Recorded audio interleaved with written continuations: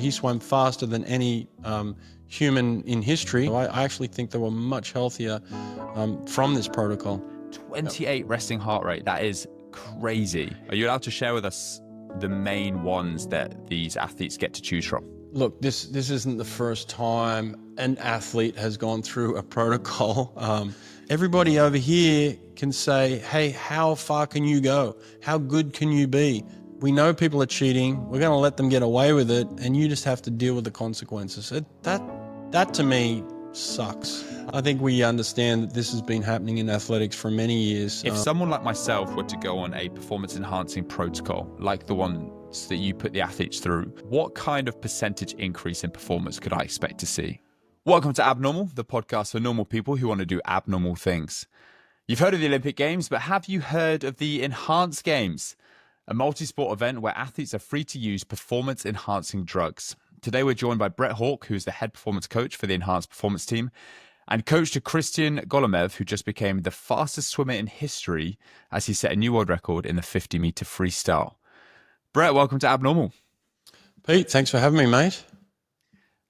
Now, before we get started, I know a lot about the Enhanced Games from doing my research and seeing it blow up all over social media the last couple of weeks especially. But can you help explain to the listeners what exactly is the Enhanced Games and what is the purpose? Yes, well, what will it be? It will be a sporting event in Vegas next year. It's going to be held at Resorts World, and it's going to be in May 24th, so right on this time next year. It's going to hold a swimming competition, track and field, and also weightlifting. It's the first of its kind. And basically, in a nutshell, athletes are allowed to take performance-enhancing drugs to compete against each other.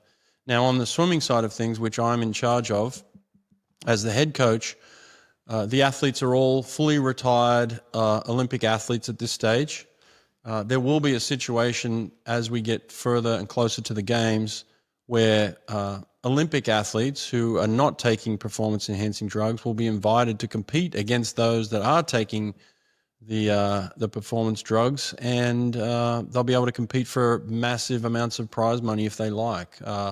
If we don't get anyone who wants to cross over and compete against these athletes, then they'll just be racing for the purse themselves. But it's basically an innovation of sport where the athletes are getting paid like they should, especially if you're the best in the world at what you do, you should be getting paid decent amounts of money for it. And unfortunately, a lot of these Olympic athletes aren't getting paid much at all. So we're putting huge prize pools up for grabs. There's actually $500,000 up for grabs on every single race.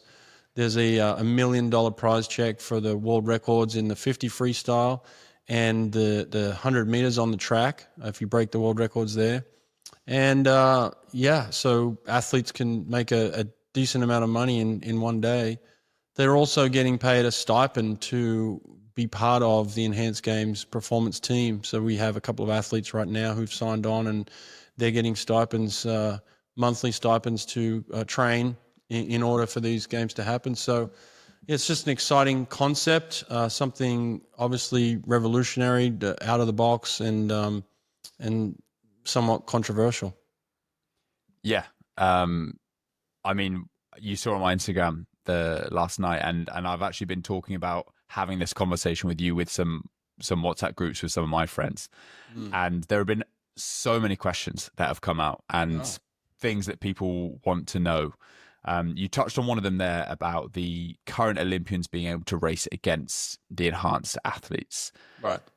Now, is this something that is going to be met with any sort of friction from the Olympic committees and the national boards and all that sort of stuff, or has this all gone through? This has all been cleared? Well, of course there'll be some friction. The Olympic committees aren't paying their athletes to compete at the Olympics. They're making billions of dollars on the side. The athletes aren't getting paid to compete at the Olympics. So we're actually paying good money for the athletes to compete. There's huge amounts of prize money to be won. Actually life-changing money for some people. They could stand to win over $1 million in one night. So that's a game changer. There's no rules against competing in a competition against athletes that are taking performance enhancing drugs. This is a separate competition. If the athletes who are currently clean athletes, who are Olympic athletes, and they want to remain that way, then they'll be open to drug testing, and they can certainly, WADA will be invited in, and they can take their drug tests. But there's an open, honest forum here that says these other athletes are retired, and they're entitled to do whatever they like with their life once their careers are over. What is the motivation behind it? Because I've seen so many different things in different articles and videos, and as an athlete myself, nowhere near the Olympic level, but I used to be a professional rugby player, and so you kind of hear all about it. I've been subject to testing and all that sort of stuff. You're always intrigued about the ceiling in human performance, but it also seems like there's an angle on this where it's like disrupting a sport and rewarding athletes as they should be rewarded, almost like Live Golf when the golf came and came across and disrupted the PGA. Yeah. So for you, what's kind of the motivation behind this whole thing? Yeah, there is a disruptive level. I've been to 5 Olympics myself. I represented Australia at 2 Olympics and swam in the final of the 50 freestyle myself in 2004. Didn't get paid a cent for that. I went to 3 Olympics as a coach. Didn't get paid any money for that.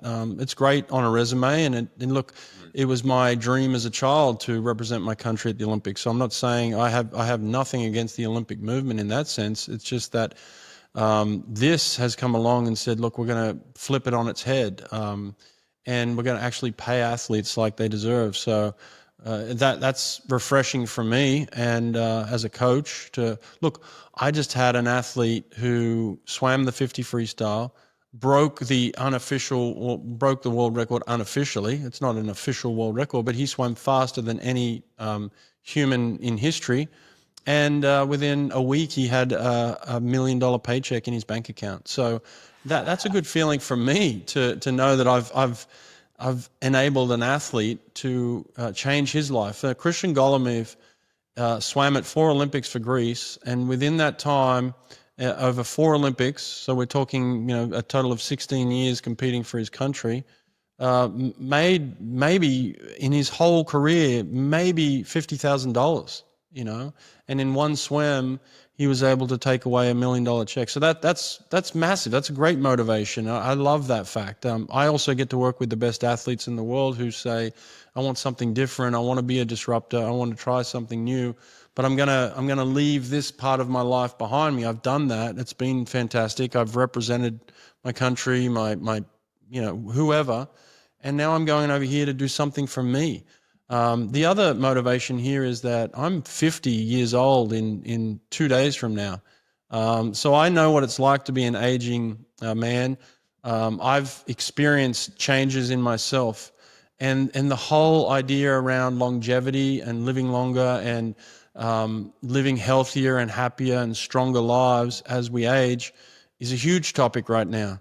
And it's spilling over into sport here. And I think that's a huge motivator as well, to say, like, how can we influence the aging population?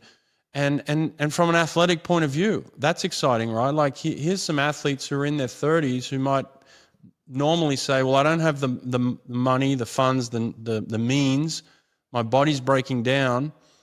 I've got to stop the thing I love doing. And here the Enhanced Games have come along and say, look, we can help you perform longer, actually be stronger and be happier, and get paid a lot of money to do it. So all those things are exciting for me. Yeah, you mentioned there about the longevity piece, and I have to agree with you. It's definitely something that you're hearing more and more about, especially if you're in that health and fitness space, or you care about that kind of stuff, right? Right. Congrats on turning 50 in 2 days, first of all. Well, I got to get there first. For yourself, you are an ex-elite athlete, and you're now one of the world's best coaches. Are you allowed to have access to these enhancements as well, to these PEDs? Is this something that you're personally interested as you get older? I am. You're allowed. Look, you can go see a doctor in America, especially, and you could take a blood test, and they might say to you, hey, your testosterone is really low. That's going to affect all these different things in your body. We're going to put you on a testosterone replacement therapy program. you can go and get that. So yes, I have that same ability. Anyone in America who's a grown man can go and see a doctor and get those tests and get that today. Anybody can do that. So these are all legal prescriptions through legal means. And yes, I am very interested in it now. I've seen the effects that it's had on a couple of my athletes. And I've got to tell you, the effects have been so promising and so exciting. Look, what we normally think of performance-enhancing drugs, black market, undercover, people doing illegal things, people doing excessive amounts, abusing these things, and having massive problems later in life. We're now talking about advancements in science. We're not talking about the 80s where they were abused by, certain countries and certain athletes, all in the shadows.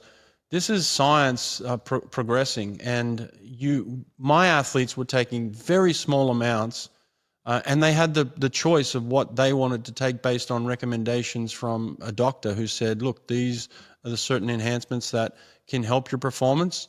Here's what I would recommend. Here's the dosage I would recommend, and it's up to you. You can make that choice, and just the same as you would make the choice if you went to see a doctor as well. So it's all legal and above board. Are you allowed to share with us, Brett, kind of the list for those out there that don't know what drugs are available in terms of performance-enhancing drugs? Are you allowed to share with us the main ones that these athletes get to choose from? I probably am. I don't like to go down that route because I don't want anyone to say, well, that's what that person took, so I'm going to take that. I don't want anybody copying anybody. These are personalized programs for each individual athlete, and they get to select what they want.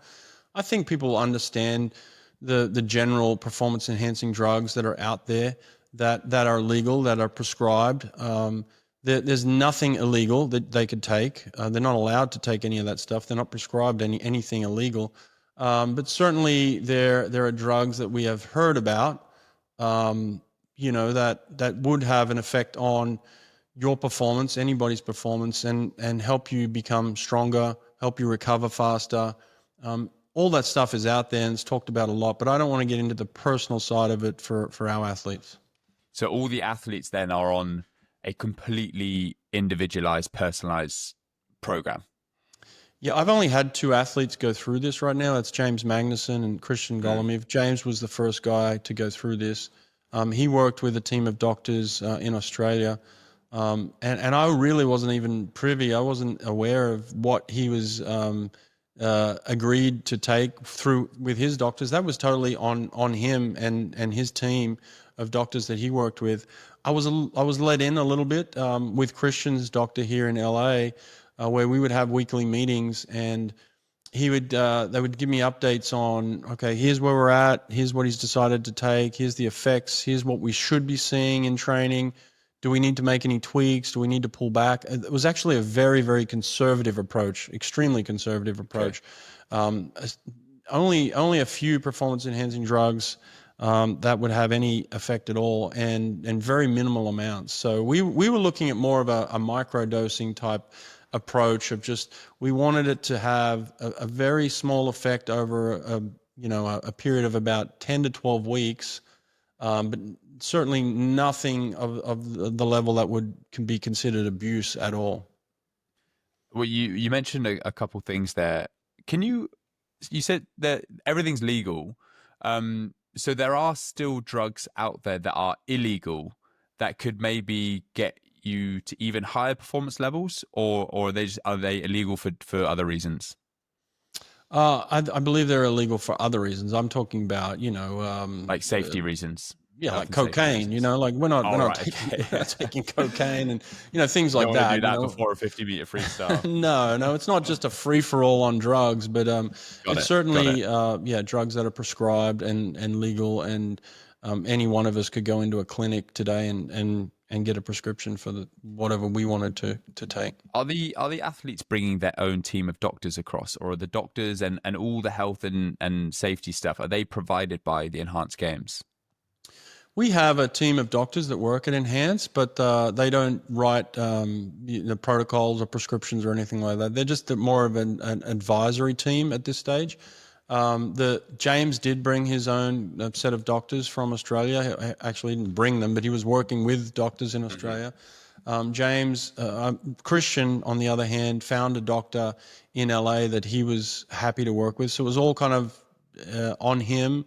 Again, it was just at a normal clinic that any one of us could walk into and get prescription from a doctor who was willing to work with Christian at this stage.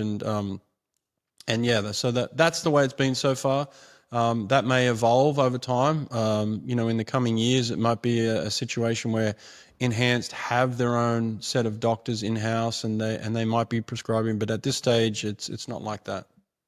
I suppose for now, when you're really breaking the mold in these early stages and having your first couple of athletes go through this, it could be a good thing that there's a third party involved. So, because some people would look in and say, well, if it is all centralized at Enhanced, then you are in complete control of what goes in. But maybe for the athletes, it's good to have them bring their own trusted doctors in that they're more comfortable with. Right. Yeah, I agree. There's freedom of choice in that sense. I will clarify that we're just talking about the enhancement protocol. Now, in terms of the assessments, the medical assessments, we did have our own doctors look over our athletes. So I'm talking about, checking their heart. We had cardiologists, their lungs, their kidney functions, their liver functions, their blood, all of that stuff, their brain. We got them fully checked out. So they weren't allowed to even start an enhancement protocol until they got a full clearance from our team of doctors to say these are healthy athletes, number one. And I think the athletes learn so much about themselves in that sense, because at the Olympic level, you don't get checked out like that, like from head to toe, where you know every single thing that is operating in your body at a very deep level. So they were happy to get that up front. And then as we went, they were being monitored by our doctors as well to say, hey, every month we're going to come back for another checkup to see how the enhancements are having an effect on your body. And to be quite honest, like for instance, I can tell you this, James Magnuson, his resting heart rate was something like 48 at the start of the enhancement protocol. It dropped down to 28. Right at the end of his protocol. So his resting heart rate had improved so much, his fitness level. I mean, and these are the kind of some of the indicators that we were getting that his health had drastically improved. His body was functioning at an extremely high level. His confidence level was up. Same with Christian. These athletes that I was working with, every indicator showed us that they were getting healthier, stronger, more confident, all of that stuff. It was all positive. There was absolutely nothing that was negative that was coming back from this. It was all telling us that these humans who are at the elite level are getting healthier with this protocol. So, and obviously through the training as well, it helped them recover. Athletes put themselves, especially these athletes, put themselves through hell to be the best in the world. You pound your body, you hammer your body. You even said you're not an elite level at this level of athlete, but I'm sure you put yourself through hell as well. Like, athletics is tough, and it really puts a strain on your body. So these enhancements actually help them recover, which ultimately became a really good thing. They weren't broken down as much, they weren't beat up as much. So I actually think they were much healthier from this protocol. And so they're getting regular checks then from the doctors, and all the markers and signs are saying that they're getting healthier, fitter, more confident. Their internal signs are all good. 28 resting heart rate. That is crazy. That's insane. And then is there any concern, or I don't know, you're way more clued up on this than I am, but I'd love to know, is there any concern for long-term health benefits? Has there been any studies that show any effects on the long-term effects of what these athletes are going through right now? No, I think you're right. It is groundbreaking in that sense. I think there are obviously, look, this isn't the first time an athlete has gone through a protocol. It's a public protocol.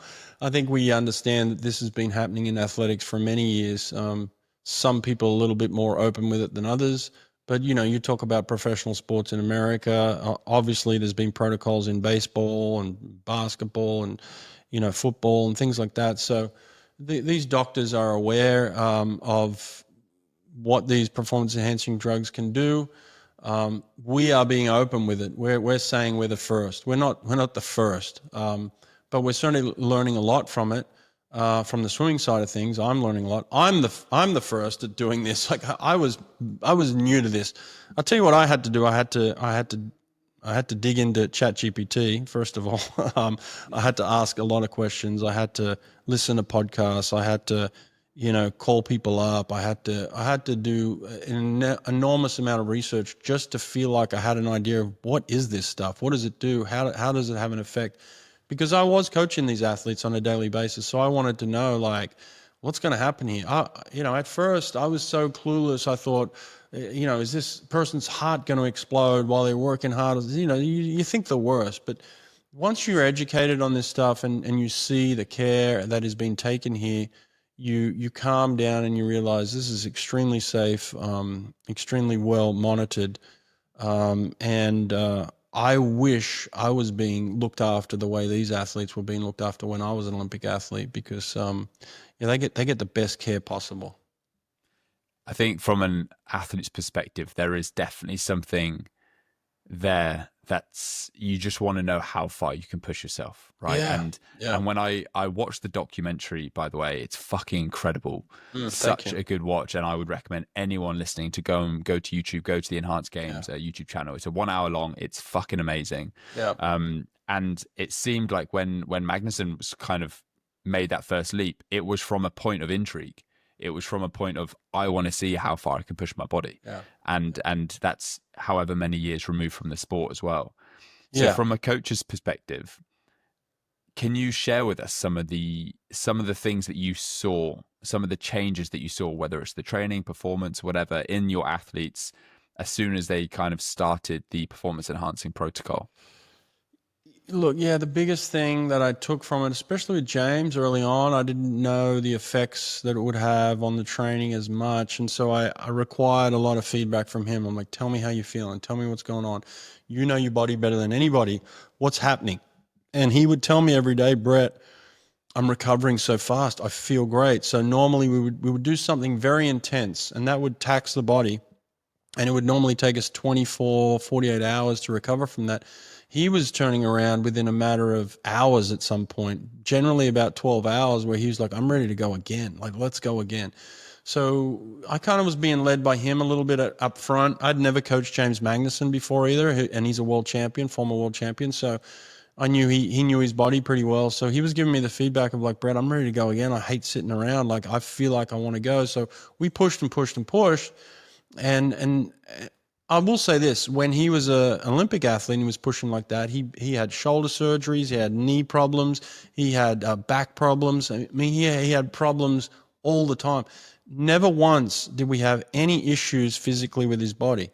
What happened over time, which I learned from, and I want everybody to understand this, is that there is the muscular part of this, right? Big, strong man, recovering fast, can come back and go again. And then there's the neurological side of this, the nervous system. That's the word I was looking for, the nervous system, right?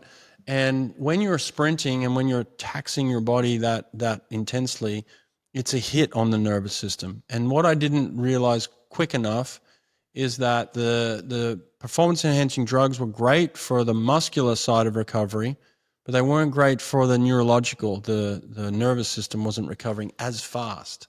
And so what we had is this lag. So over time, the more we pushed and the more James said, I'm ready to go again, we then ended up having this situation where we had a detraining type of event happen after about 2 months. So he pushed and pushed and pushed like never before. We're thinking we're making these huge gains, and then all of a sudden he starts to fall backwards. And I'm talking about fall backwards on the clock in the pool. He started to flatten out, and then he started to get slower.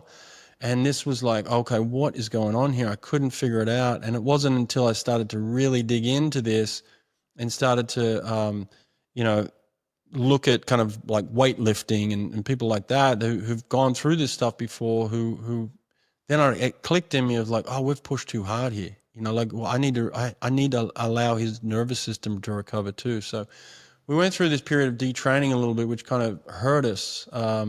And I did make that adjustment with Christian. So instead of doing, basically we were doing seven days a week with James for 2 months straight. With Christian, I went back to 5 days a week and allowed him to have the weekend just to fully recover. Even if he felt good, it was just like, get away from the pool, go to the beach, go on a hike, go on a ride, get your mentals correct and just relax so that when you come back Monday, we can put a full week of work in again. So that was kind of the biggest lesson that I took from James initially. The documentary goes into that really well, I think, because James himself explains when he was retired and before starting on this project, he was training 6 times a week, once a day.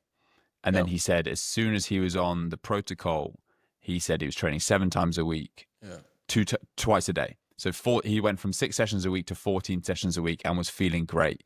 And as you said, he said himself that there were times when he felt like he was recovered within 6 hours. And it was obvious, I mean, at least from the content that I've seen from the documentary, from everything online, his body changed so much. Yeah. And I know that's like for the spectator, someone like me, that's the most obvious thing that we can see. Like he looks so jacked, put on so much lean muscle. So it's interesting to hear that actually it's not all as simple as it seems. There is still a high degree of programming that goes into it, because how can you account for something like the nervous system?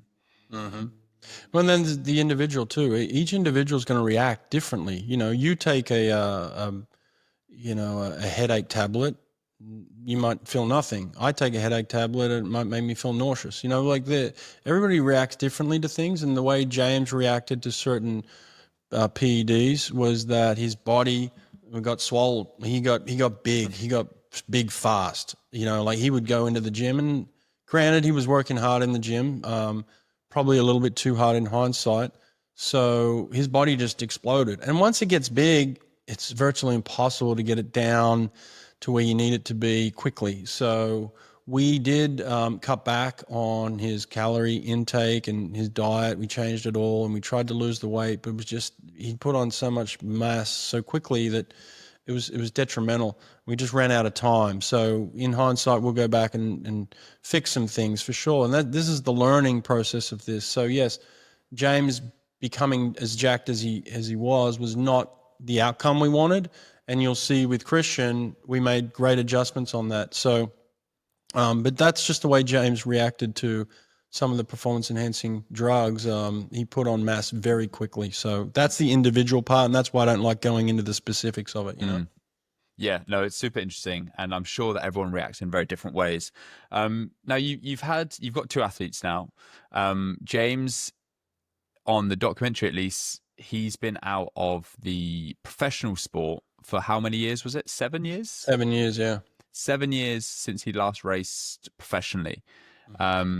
Now, Christian is a lot more recent. He raced in the Paris Olympic Games, if I'm correct. He did, yeah. That's crazy.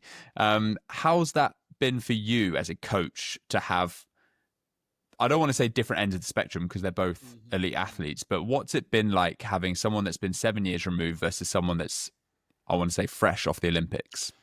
Yeah, well, look, it was much harder with James, and he was the first guy to come into my pool and work with me, and I saw the challenges up front, and then I saw the timeline that we were putting on him, kind of having a hit out to try and break the world record, and I thought to myself, like, we just don't have enough time.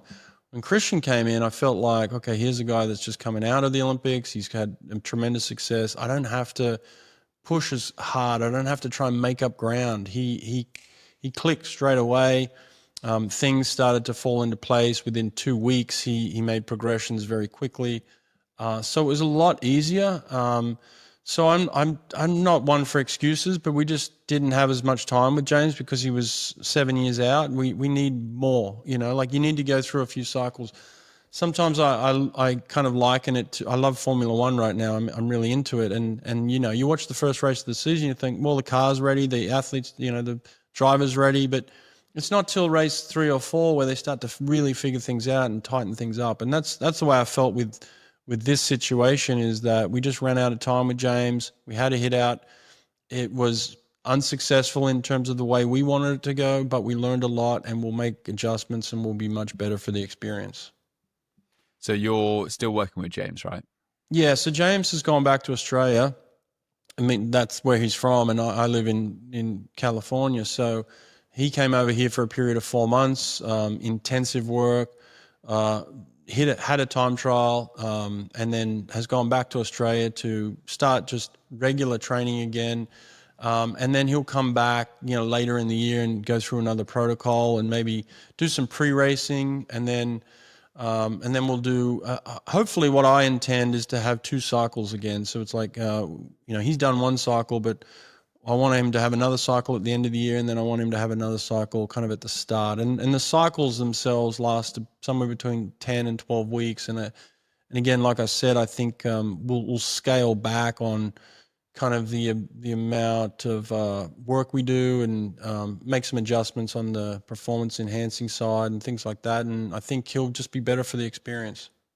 Sorry, when you say cycle, is that a cycle of the performance enhancing protocol? Yes. Yeah, so I want to do a 10-week protocol sometime around September this year. So the guys are absolutely not taking anything right now. None of the guys are on anything. They're completely clean. They'll come back. They'll do another cycle, hopefully in September, when we'll do some racing, maybe in November. They'll go home for Christmas, and then maybe they'll come back in January, and then we'll start probably a cycle in February. So they'll have kind of a 4-month break, let's say, in between cycles, but they'll get another couple of rounds in to really try this out, and learn from the experiences. Yeah. When they go through a cycle and you say they're completely clean now, I assume they're still reaping the benefits from previous cycles. I don't know. I haven't asked them that question. Maybe they are. I don't know.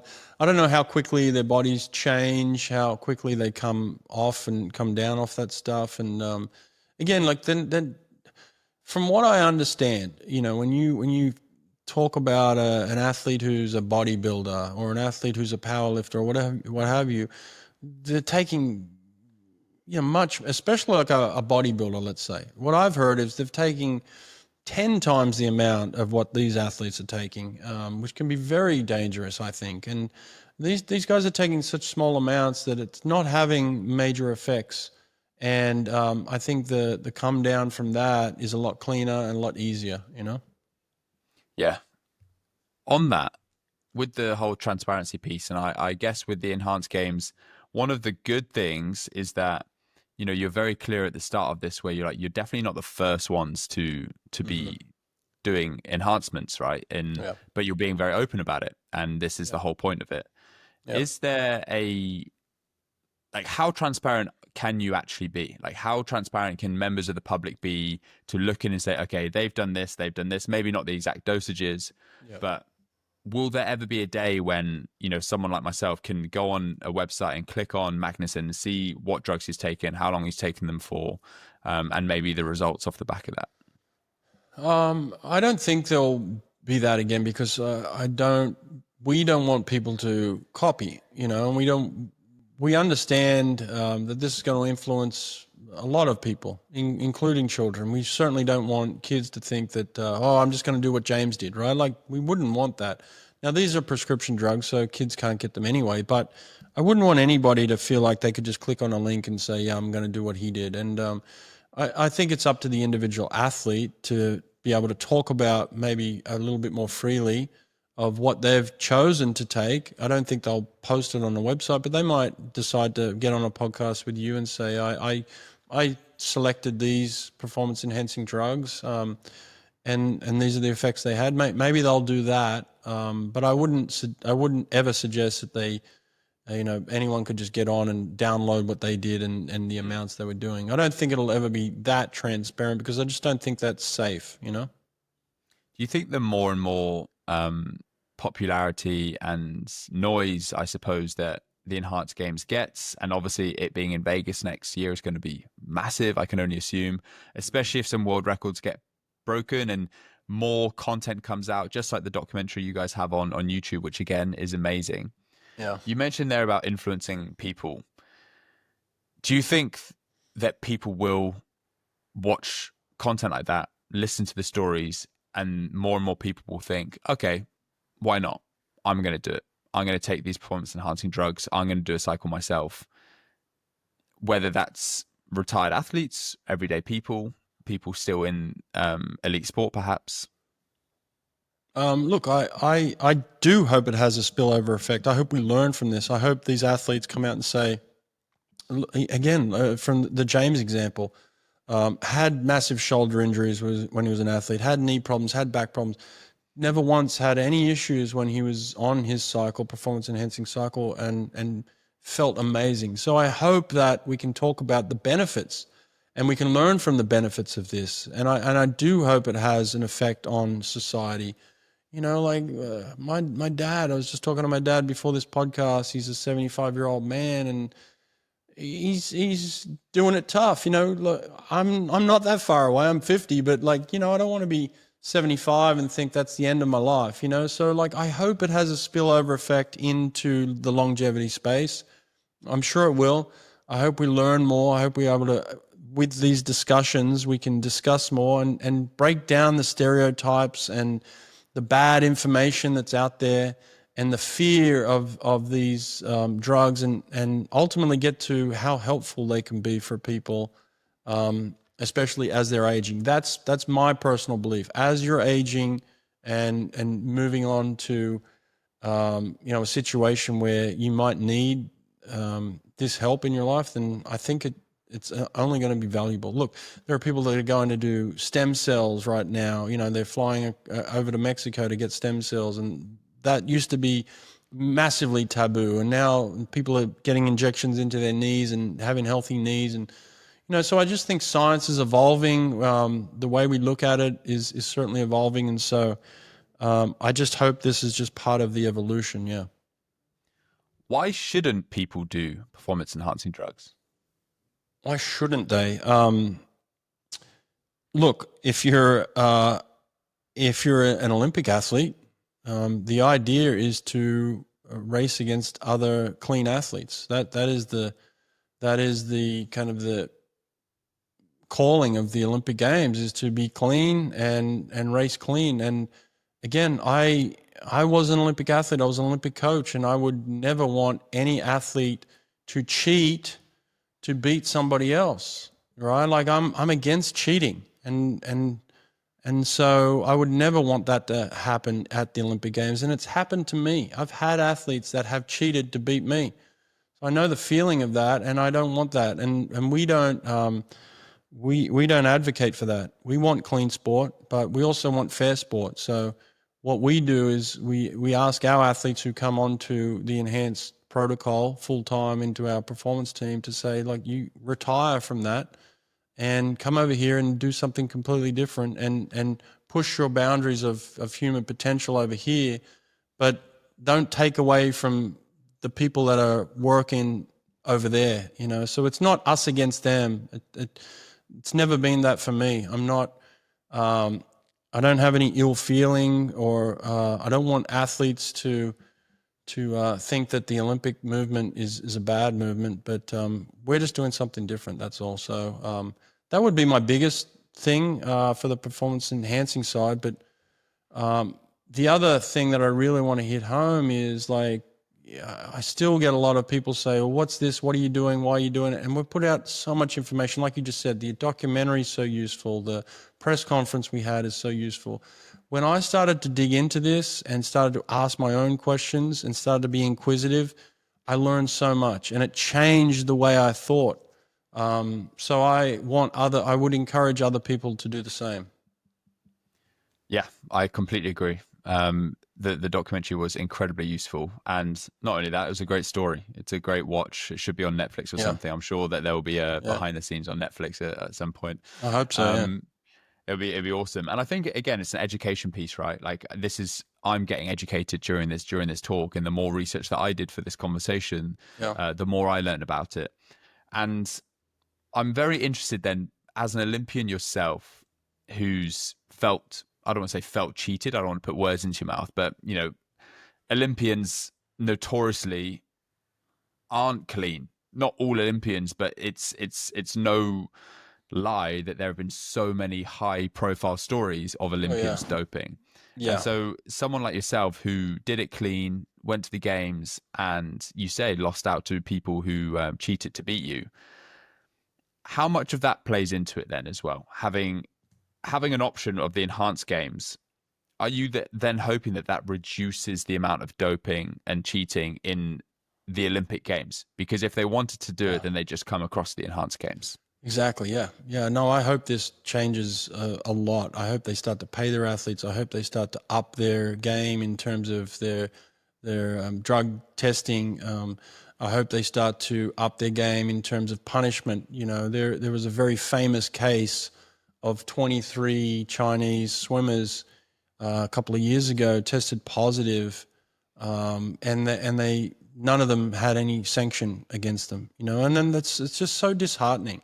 And this is just a fact. I'm not making that up. That's a true fact, you know. So you can look into that story. But that, as an athlete, as a coach, as a swimmer, it was so disheartening. When I talked to other athletes who were competing against some of those athletes who maybe tested positive, who didn't get a sanction, 23 athletes from one country.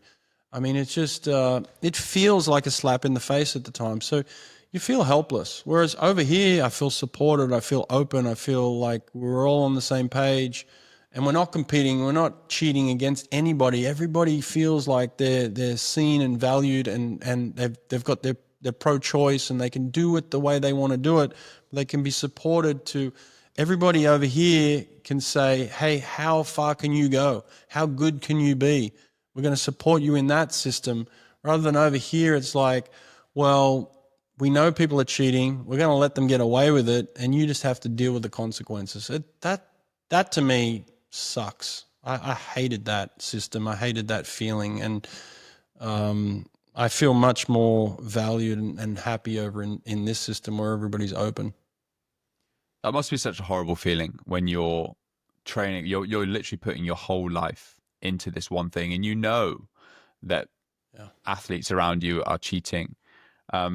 Is there, again, it might be hard to get specific here, but is there athletes currently that you're looking at who are competing in the Olympics or competing in very famous sports around the world that you look at and you kind of know, or you feel that they're on performance enhancers but are not openly saying it?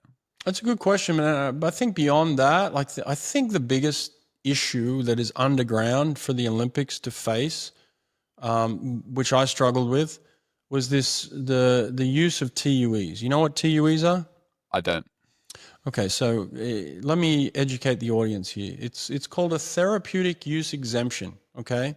A therapeutic use exemption. So you can take illegal substances, and I'm talking about illegal in terms of WADA, in terms of, the USADA, banned substances, if you have a doctor's note to say that you can take it. I'll give you an example. Asthma medication, right? Asthma medication, you take the inhaler, it opens your lungs up, you can take in more air, you can distribute oxygen throughout your body more effectively, right? So I could go to a doctor and I could say, hey, I'm feeling like I got a tight chest. I don't know, I don't trust every single doctor on earth. And so it might be simple just for some doctors to say, you know what, you need an inhaler. Boom, boom, boom, here it is. You take that to your governing body and you say, I got a prescription for an inhaler, I need an inhaler. Does every swimmer on earth need an inhaler? Does every swimmer on earth need Adderall?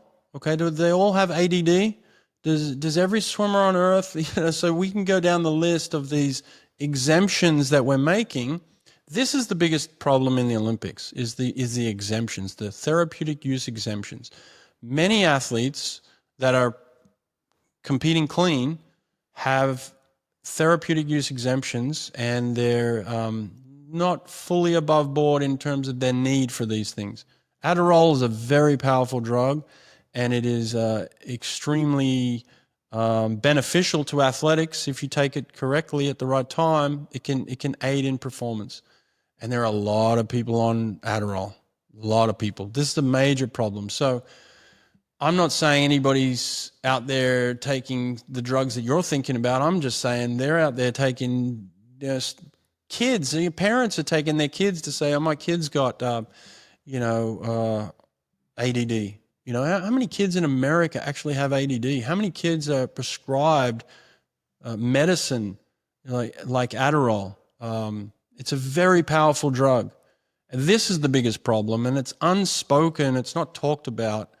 And, so I'm more concerned about that aspect than, let's say, somebody taking steroids or what have you. How much of it is they're doing it because, excuse me, they're doing it because they know that their competitors are doing it as well. So they almost feel like they have to do it just to get on a level playing field. I've heard that plenty of times. And Yeah. and Brett, then for you, from a coaching standpoint, now you're obviously a very successful swimming coach in your own right, and you've got your own coaching business and all that sort of stuff. What was your motivation for coaching in the enhanced games versus coaching non-enhanced athletes?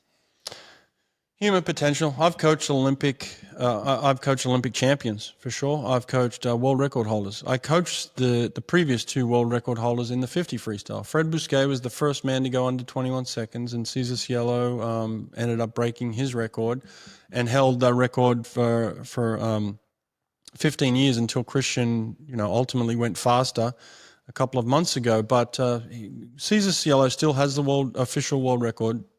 I coached those 2 athletes, so I've coached the best. This was a situation where the enhanced team came to me and said, "Hey, we want to push human potential and limits. Would you be interested in that?" And at the point in my career and my life, I was absolutely interested in that. So that was, and then it was like, "Hey, you can work with James Magnuson, who's a world champion." All right, like why wouldn't I? So that was super appealing. And like I said, just the period of where I am in my life and just the understanding of performance enhancers for me, for my lifestyle, like digging into that and understanding this could actually help me as well as a 50-year-old man. So there was the athletic side of it. There was the longevity side of it for me. And then, I was also rewarded for the success of the athletes as well. I've never been rewarded for my athletes breaking world records. That was refreshing. And then the last piece of this is meeting the team, the leaders of the enhanced games. Dr. Aaron D'Souza, just a visionary, somebody that every time I have a conversation with him or any time I hear him speak, he's so positive. He's thinking 10 years ahead. He's so ambitious. I've always wanted to be around people like that. That's the type of athletes, that's the type of people I've wanted to surround myself with is people that think beyond what other people think. And here's a man in business and his team of people that he put around him. So those are the big reasons why I jumped on board. It wasn't a very difficult decision. I'm trying to get Aaron on here as well to hear some of his insights, because I love chatting with you because as an athlete myself, I love hearing about the performance side and Aaron's awesome, the coaching side as well. But I would love to hear the business side as well and the visions for this long term. Have you reached out to him? Yeah, I've reached out. He did reply to an email yesterday, which is a good sign. So hopefully we can get that set up. He replies to everybody. So yeah, he's awesome like that. I felt special for a second then, but then apparently he replies to everyone. So if you send him an email, he'll reply. That's just the way. That's the way he operates. Crazy. And again, that's the type of people that you love to be around, right? Yeah. No, and I'm sure it's a great environment to learn as well from your standpoint.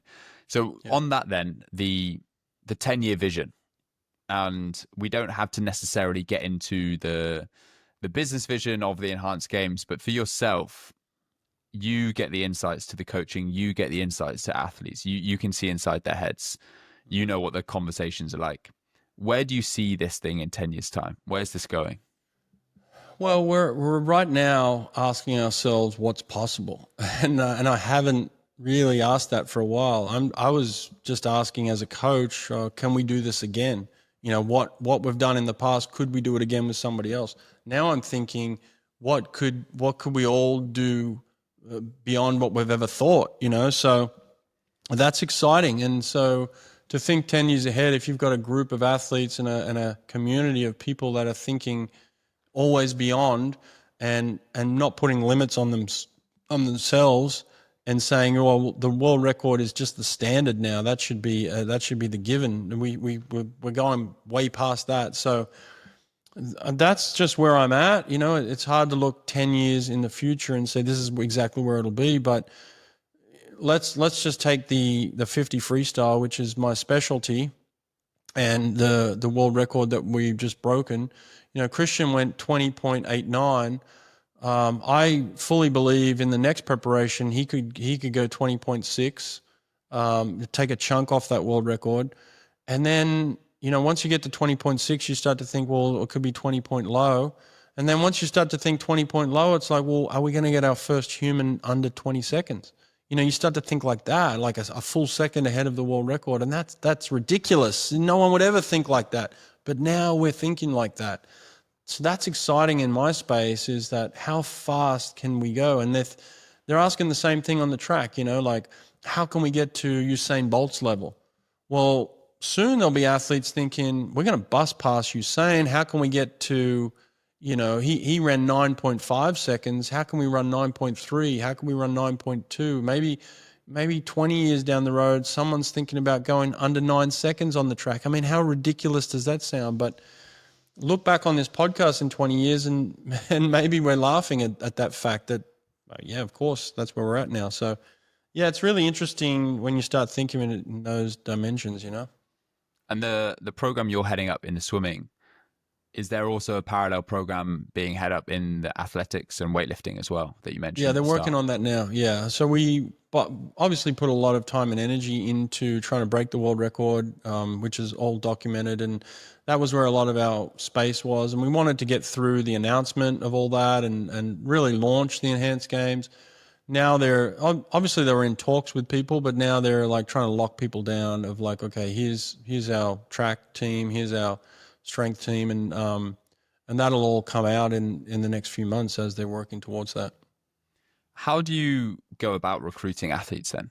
Because I know in the documentary, they actually said that they were getting approached by athletes instead of them going out and recruiting and asking them to be part of the Enhanced Games. They were getting inbound requests from the athletes who were intrigued to do this and wanted to do this. So how's your recruitment process in that sense?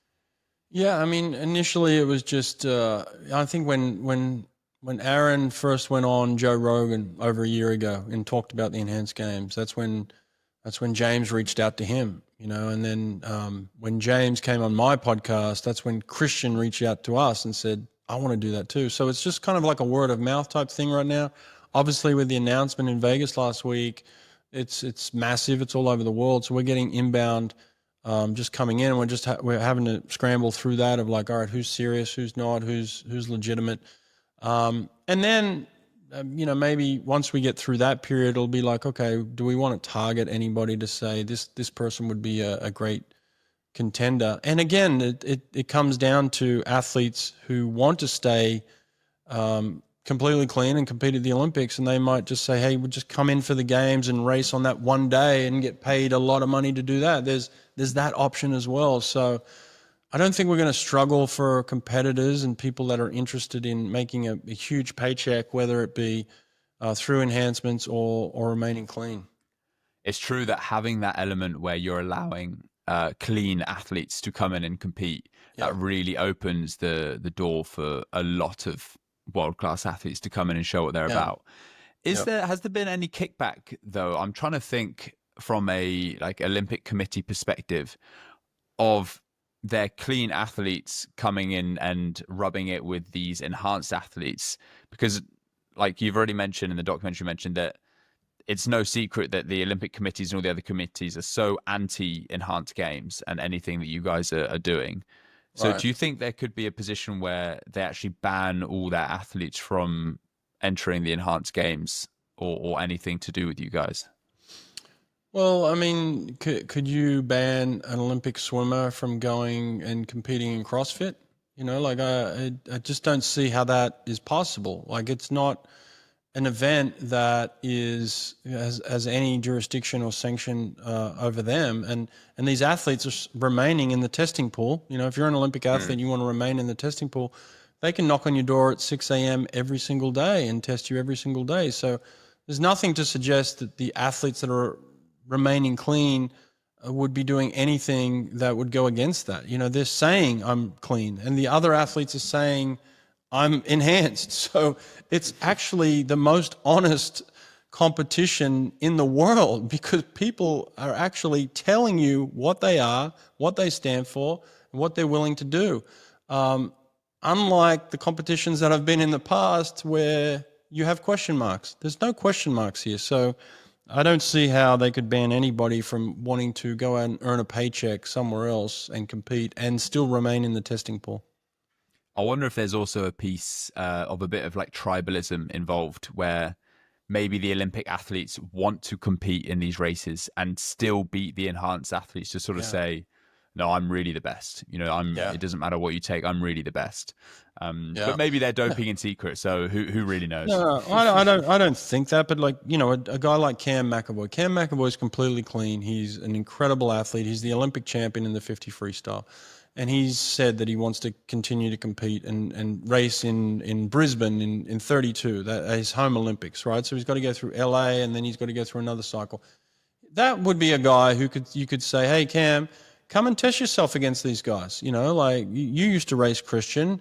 You beat him at the Olympics in Paris. So come over to the enhanced side, remain in the testing pool, put yourself up against him, go head to head, make a ton of money in one day, and then go back and compete at the Olympics. So I don't see how that could be a bad thing. It could only be positive.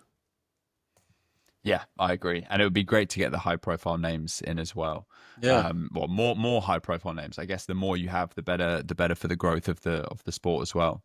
Yeah. From a personal standpoint, then, Brett, I would love to put a percentage on this. Now, obviously, I do have access to the performance enhancers if I were to go to the US and pay for it all myself. Yeah. If you had to put a percentage increase in performance on someone like myself, I'm 30 years old, I would say I'm relatively fit and healthy.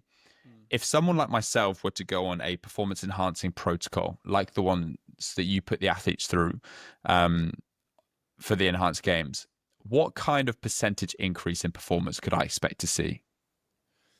Well, it depends what you're competing in and performing in. It depends what type of performance-enhancing drugs you were taking. I think, look, if you want to go compete in the Tour de France, like Lance Armstrong, and you want to take EPO, you might stand a chance to win 7 Tour de France's, like he did. But that's the case, right? So it's like it depends on what you're doing, what the performance enhancing drug might aid in, and there's a plethora of them, right? And they all do something different. So in my event, the 50 freestyle, when we were looking at this, to be clear with you and answering this question, at first I thought, oh, we're going to take these PEDs and they're going to improve our 50 by 1 second, right? We're going to drop a full second. No one's ever going to swim anywhere near this. It's going to be crazy.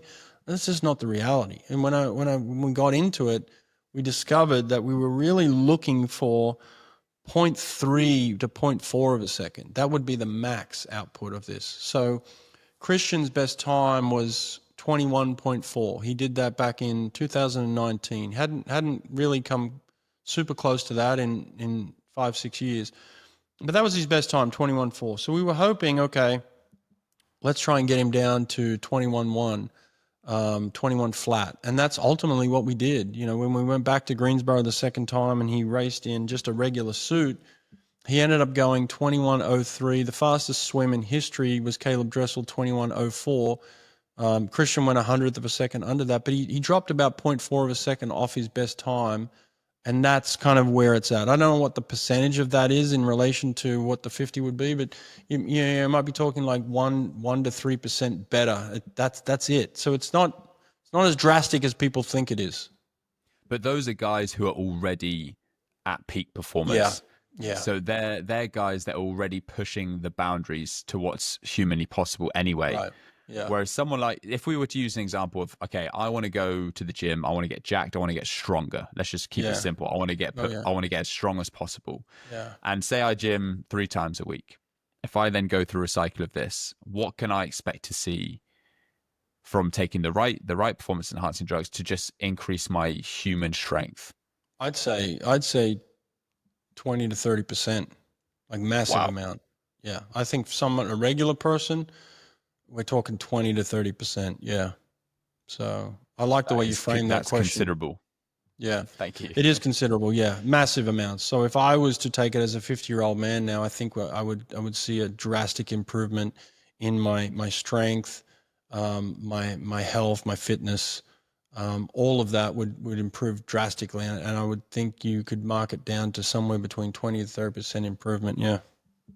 So why aren't more 50-year-olds taking it then? I don't know. Maybe they are. Maybe they're just not telling you. There's clinics all over the country in America. There's a lot of 50-year-olds on it. I think there's clinics everywhere. So yeah, I think it's just taboo, right? Like people haven't openly talked about it yet. You know, do people openly talk about plastic surgery when they go get a facelift? Like they look 20, 30 years younger all of a sudden. But they're not openly saying, "Hey, guess what, everybody? I went and got a facelift." Now they are now. Like the people are starting to talk about it. People are starting to admit it now. It's becoming more common, and I think that's the way it'll go with men. I'm a man, so I'm just talking on the men's side, right? Like everybody knows testosterone levels drop dramatically after the age of 40, right? And as I'm creeping up into 50, I've felt those changes. So if I can go and get a top up and get to normal levels and increase my strength and my health and my activity and maybe take away some of my knee soreness and things like that, absolutely, I'm going to go do it. And I'm going to tell everybody about it once I do it because I want other people to feel comfortable enough to go and do that themselves. There's a lot of 50-year-old men that I see that are overweight, that are unfit, that have lost their strength, that have lost their mobility, that have got knee problems, shoulder problems. There's a lot of those men out there. So I think this is only going to help the health of the country, especially in America. You know, a lot of guys with beer guts, right? Like a lot of guys with, eating fast food, all day long. So it's like we could only improve our health by looking at situations like this. How would you like to be remembered, Brett, after all is said and done?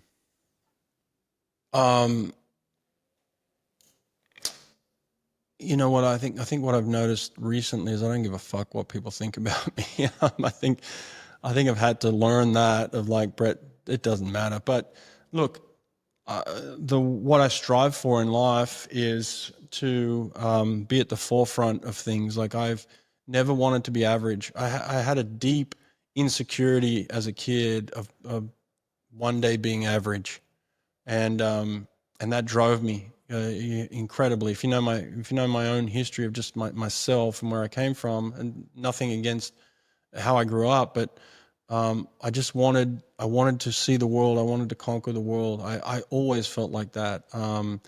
So there's no history of Olympians in my family type thing. So, and that's not to take away from the achievements of my family, but I became a two-time Olympic swimmer. That just wasn't in my DNA necessarily. So I've always just wanted to be the best at something, and I've always challenged myself in that area.